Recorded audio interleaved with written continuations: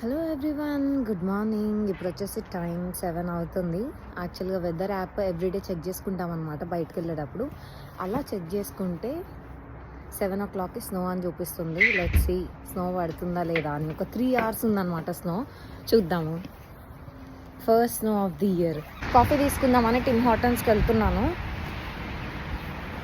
ఈ వెదర్లో కాఫీ కావాలి. క్లోజ్ అట. ఇక్కడ దగ్గరలో ఇంకేం స్టోర్స్ ఉన్నాయో కూడా ఐడియా లేదు.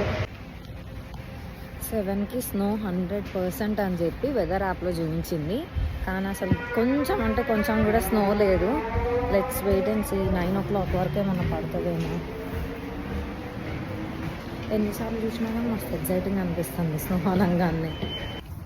మార్నింగ్ చీకట్లో వెళ్ళి ఈవినింగ్ చీకట్లో వస్తున్నా. టైం వచ్చేసి ఎప్పుడో మిడ్-నైట్ అయిపోయిందని అనుకోకండి. జస్ట్ 5 అవుతుంది అంతే. నేను స్టార్ట్ అయ్యేటప్పుడే 4 ఆ టైంకి స్టార్ట్ అవుతాను అనమాట ఆఫీస్ నుంచి.